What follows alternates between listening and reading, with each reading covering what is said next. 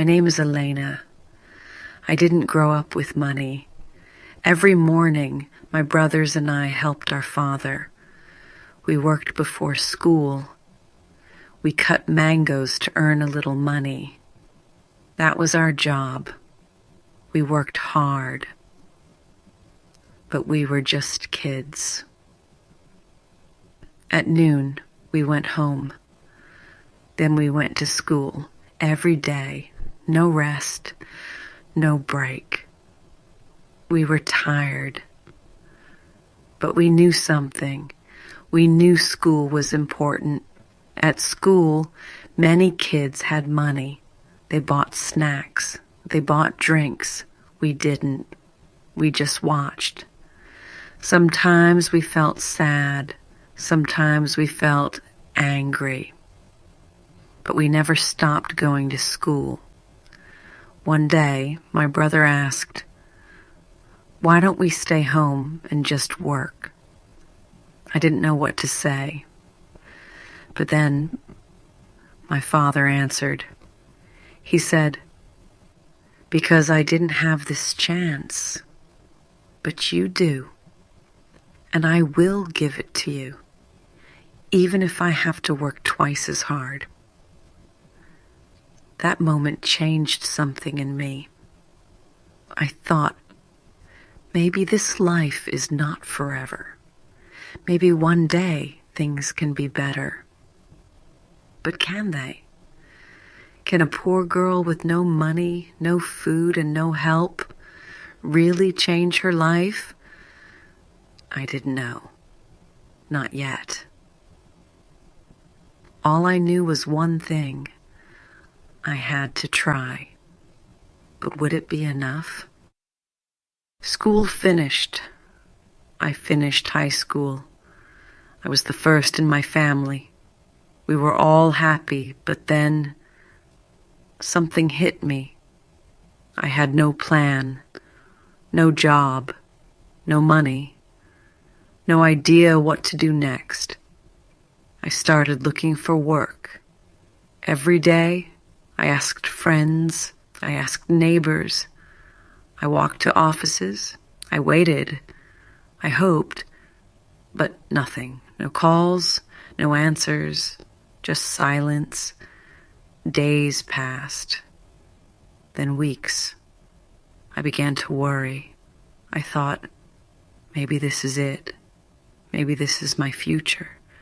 No work, no money, just waiting.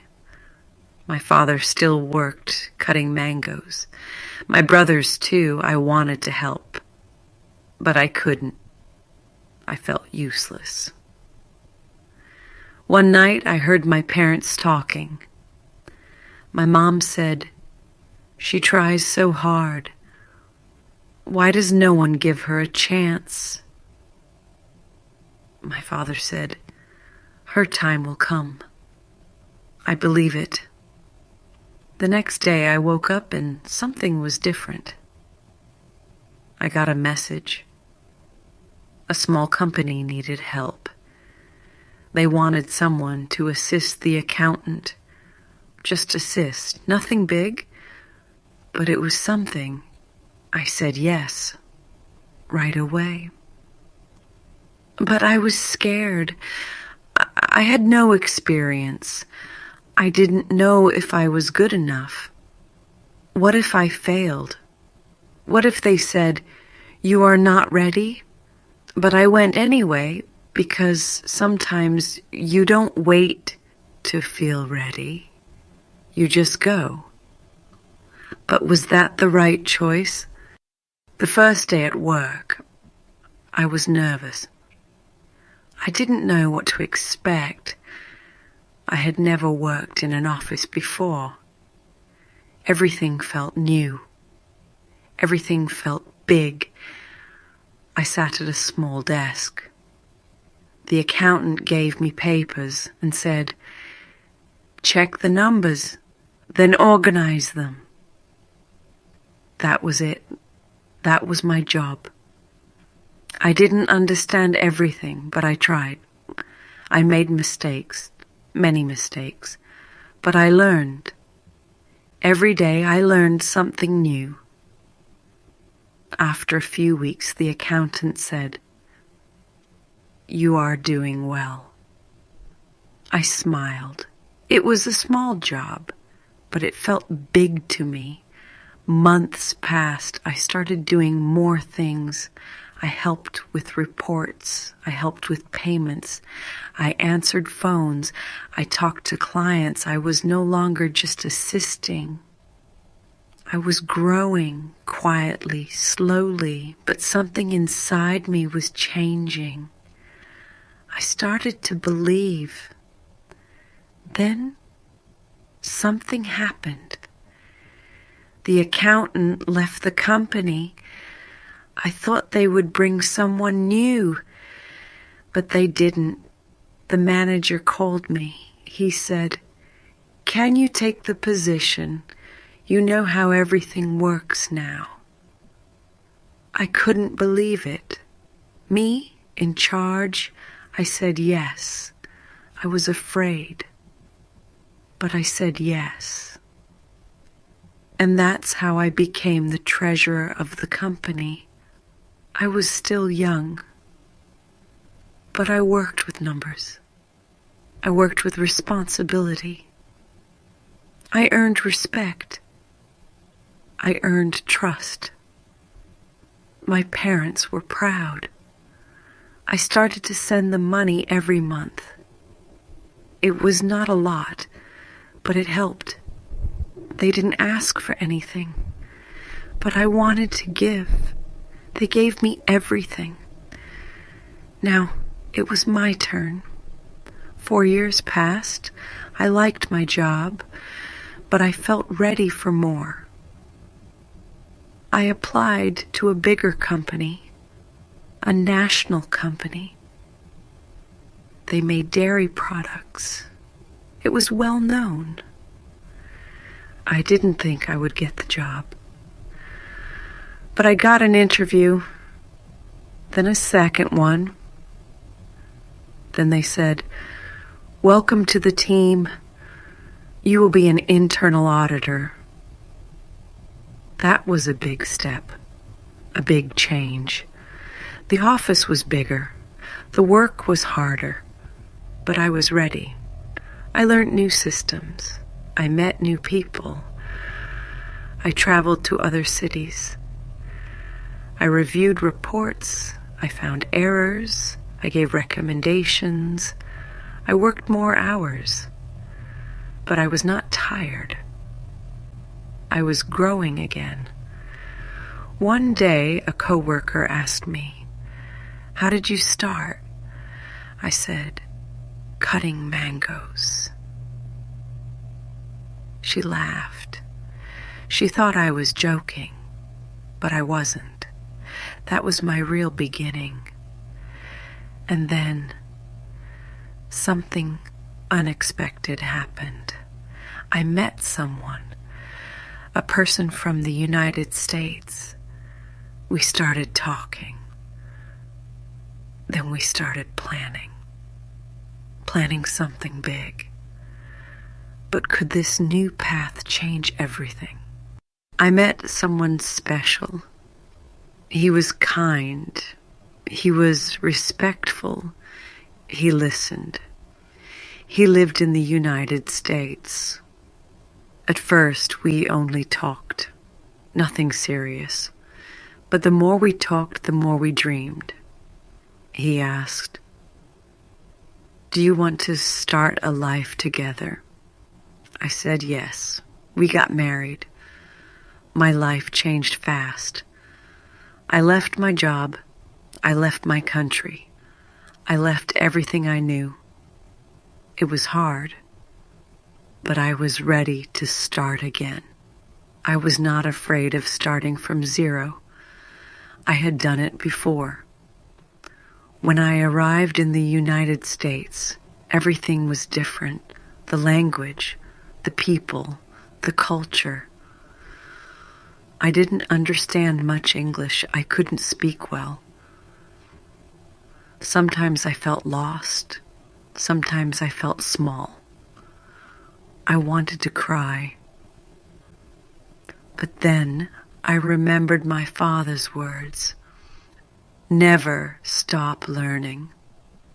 I started learning English, little by little.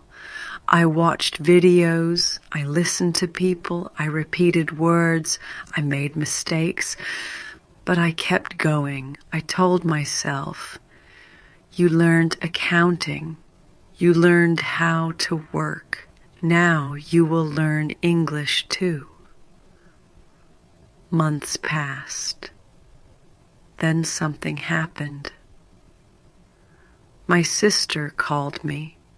She also lived in the United States.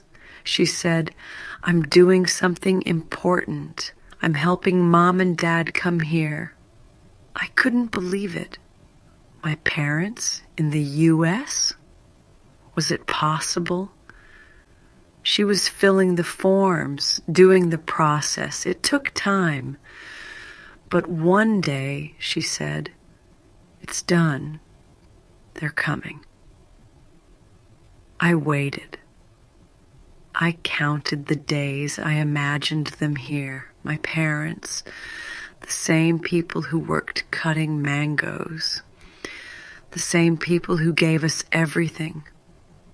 They were coming to a place where they didn't have to suffer anymore.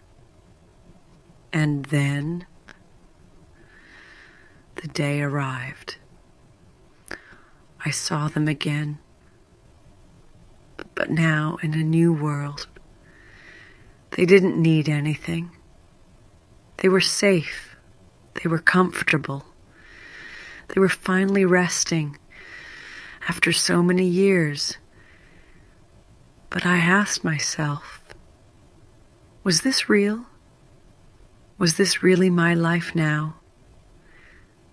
And then something else happened, something I didn't expect.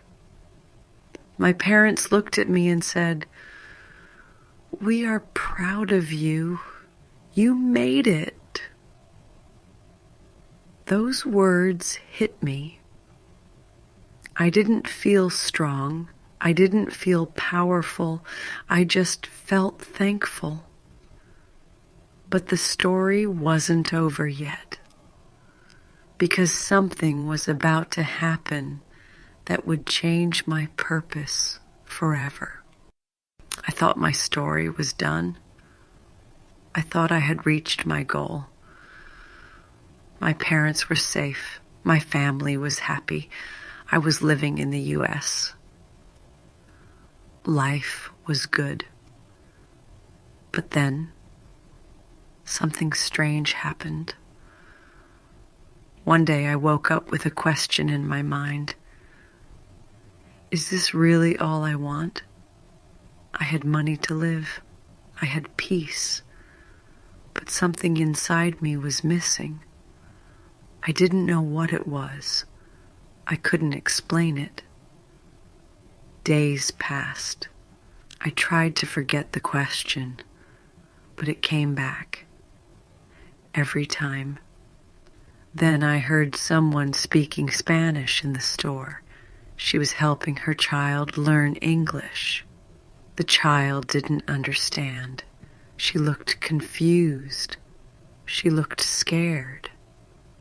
The mother said, "Say thank you." The girl said, "Tank you." The mother smiled. In that moment, I remembered myself. Years ago, trying to speak, trying to understand, feeling small, feeling alone. That night, I couldn't sleep. I thought, maybe I didn't come here only to live better. Maybe I came here to help others too. I started sharing my story with people at church, at work, online. I told them about the mangoes, about school, about my father, about learning, and something amazing happened. People listened. People cried. People said, "Thank you, I needed this." I didn't expect that. I wasn't famous. I wasn't rich. But people cared because my story was real. Then one girl said, "I want to learn English. Can you help me?" I said yes. I didn't know how, but I said yes. I started teaching her simple words, then short phrases, then sentences. She said, "You make it easy. I feel brave when I learn with you." That was the moment, the twist, the change. I understood. My life was not only about what I got, it was about what I could give. I started teaching more people, immigrants, workers, mothers, fathers, people like me, people who came to the U.S. with dreams, but no words. And every time I taught, I felt something. I felt alive. So now I ask myself a new question. What if my story is not just a story? What if it's a tool? Because maybe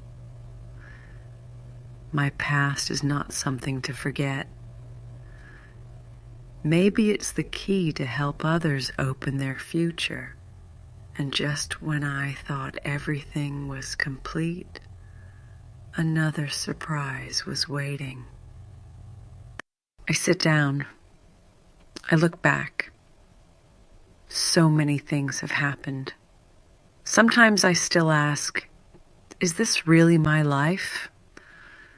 I remember the mangoes. I remember the heat. I remember the feeling of having no money, no food at school, no help, only dreams. And now, I teach. I help others learn English. I help people who feel lost, just like I once felt. I share my story, and they listen, not because I am special, but because they see themselves in my story. Many people ask me, "How did you do it?" I don't say magic. I don't say luck. I say this: I didn't give up. I didn't stop learning. And I never forgot where I came from. My father used to say, "The world is hard, but your mind is strong." I didn't understand it when I was a child, but now I do. We were poor, but we had courage. We didn't have much, but we had love. We worked, we studied, we believed. Today, my parents live in peace. They don't need anything. We take care of them. My siblings are doing well. We are not rich, but we are free. And that is everything. But there's something more. Helping others has become my new dream, a bigger dream. I don't just want to live a good life. I want to help others build their own. Every student I teach is a reminder of who I was, a reminder of who I still am. Sometimes they say, "I'm too old to learn." I say, "I started over in a new country with no English. If I did it, so can you." Sometimes they say, "I don't have time." I say, "Make small time. One word a day, one step at a time." And sometimes they say, "I feel alone." I say, "You are not. I am here. We are many, and we don't give up." Now I know the truth. The real dream is not just to escape poverty. The real dream is to rise and then reach back to lift others too. So I will keep teaching. I will keep sharing. I will keep telling my story. Because maybe, just maybe, my voice is not only mine. It is the voice of every child who once had nothing and chose to believe in something. Sometimes I think about my past and I ask myself, what if I gave up? What if I stopped trying?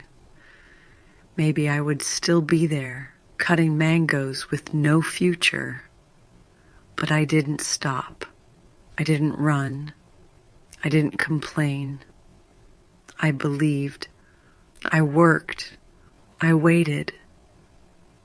And now, here I am. Not because I was the best, not because I was lucky, but because I made a choice. And now I want to say something to you. You can change your life. Even if you are poor. Even if you are scared. Even if no one believes in you, you can start small. You can grow. You can become more. But you must do one thing. Never stop. Because the dream is not just for the rich. The dream is for the brave. And maybe you are braver than you think.